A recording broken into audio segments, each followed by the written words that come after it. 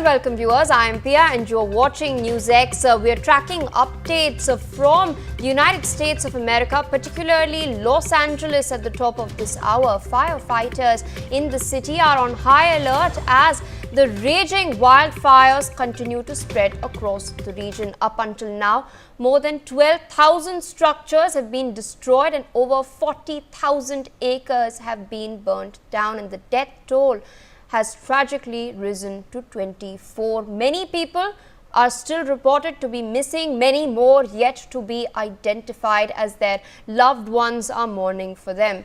The situation is expected to worsen as dry, dangerous Santa Ana winds are set to return, intensifying the fires. Meanwhile, authorities have issued a particularly dangerous situation warning as the National Weather Service in the United States forecasts wind gusts of 45 to 70 miles per hour through Wednesday, that is tomorrow. In fact, in response, additional water tankers and firefighters have been deployed from across the United States, Canada and Mexico as well.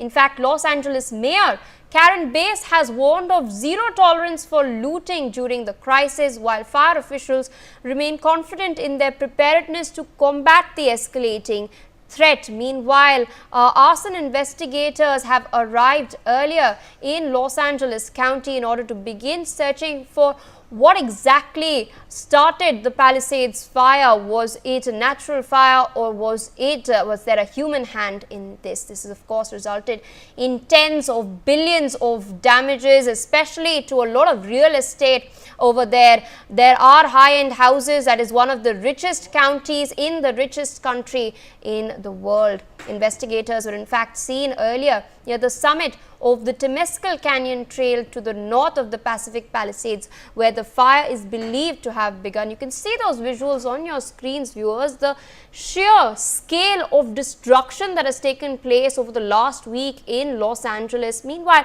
I also have a rather interesting map to show you. This, of course, is the city of Los Angeles, and what you're seeing on your screens right now is in fact the Fire Information for Resource Management System map that is released by NASA.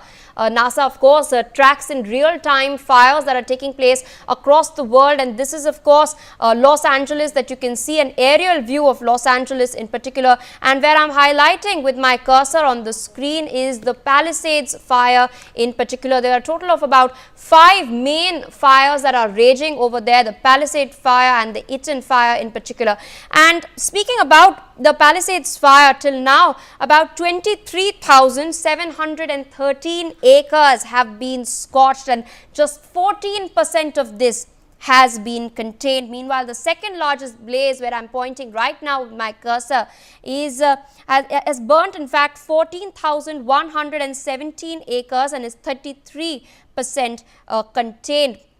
There are of course a lot of in fact firefighters on the ground who faced considerable difficulty. They have reported in fact that their hoses ran dry, they ran out of water, the water was not available in the reservoirs as well. Meanwhile, the curfew has been issued from 6 p.m. to 6 a.m. in several evacuation areas. This is being imposed. I'd like to show another map right now. This of course is a map made by the Los Angeles Fire Department. It's publicly available on their website, and this highlights the area that you're seeing in red and yellow, highlights the evacuation zone where the warnings have been put out for residents of Los Angeles to evacuate.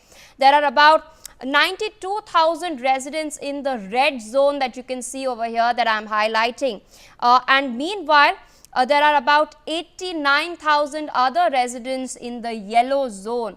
So all of these people are under threat of their of their houses completely being destroyed and their lives being disrupted. These warnings basically mean that they have to evacuate and need to leave at a moment's notice.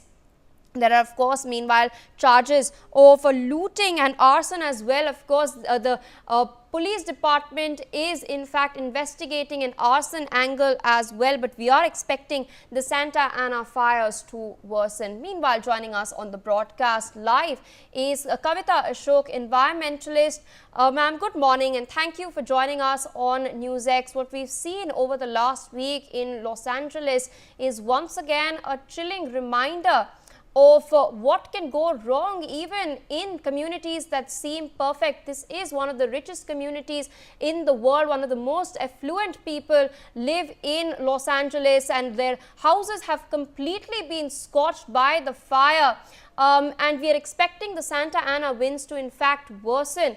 But there's a lot of mismanagement as well that we've seen on the ground. As far as the water availability is concerned, we saw budget cuts, budget of the fire department being slashed by about 17 million. This is something that Elon Musk has raised on his Twitter account rather vociferously.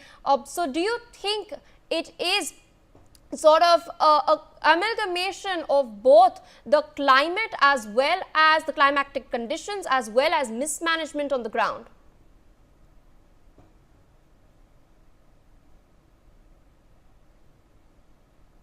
Ma'am, can you hear me?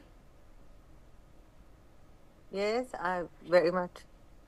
Indeed. So I asked, do you think this, what we've seen over the last week, is an amalgamation of the climatic conditions? Because yes, wildfires do take place every year around this time in Los Angeles and the area over there, but this sheer scale and the inability of the fire department in order to contain the fires, is that also testament to some sort of an element of mismanagement being there as well? Firstly, I would like to attribute the fire to climate change. There are many factors, and see, it is lack of rainfall this year in Los Angeles, a very, very hot summer, and now the gusty winds, very, very strong winds. They've all attributed to this fire. So, firstly, we don't know whether the fire is man-made or it is totally due to the climatic, the conditions. But as an environmentalist, I think because wildfires are regular in Los Angeles, it's a very recurrent, very annual feature of the city, of the area. Why the firefighters or the city itself as an authority was not prepared to face these the consequences of this fire, and it became so huge that now it's out of control. So I guess if one already knows that there is this feature or a natural calamity which comes to this area, suppose it's a typhoon in some area. In Los Angeles it is wildfire. California is known for its wildfire, and I guess that the state had to be prepared. So firstly, sadly, they were not prepared enough. They had to fly in firefighters from Mexico, and I just think that it's unbelievable that such a big city in the US was unprepared for a calamity like this. Indeed, and speaking of preparedness in particular, their governor is under fire for what a lot of firefighters on the ground have been reporting. We have been seeing visuals of firefighters, braving the blaze, going in between the blaze in order to rescue people, rescue animals as well. There are a lot of reports of pets having been left behind as people are leaving in a hurry. So the firefighters are on the ground trying to rescue those pets as well. And they have reported that they've faced shortage of water. Simultaneously, reports of budget cuts have also come to light. So do you think the LA County and the administration over there could have been better prepared for this, considering that this is a recurring phenomenon? This is something that does happen every time around this year. So they should have anticipated that something might happen once again, and they've sort of overlooked this, that has compounded the impact this time around. Seeing the firefighters are doing a great job. They're risking their own lives, as you know, it's their duty, but rescuing pets from there is adding a human element to it, and it's really bringing a lot of cheer to a lot of people all over the world. We are watching news and seeing how they're fighting to save those houses, to save those people, and to combat with this calamity. But yes, of course, LA is it's a big city. I've been there so many times, and I am so shocked that how come the county does not have adequate funds to combat this kind of a wildfire. Everybody knows, everyone in California knows that wildfire is an annual thing and it keeps happening all the time. It doesn't give you a notice. Of course, wildfire can happen any time of the year. In California, it's in summer, of course, we expect, but sometimes even in odd seasons, you see forests catching fire and it becomes all hell break loose. So I guess that firstly, the authority has to be answerable. Whether they have the funds or not, we don't know. But of course, human life is supreme, and they should have, catered to the need of firefighting equipment and enroll more people and keep the city, in a manner that help could have been rushed much faster than what it has been done now. All right, ma'am. With that, I would like to thank you for taking out time and speaking to us on the broad.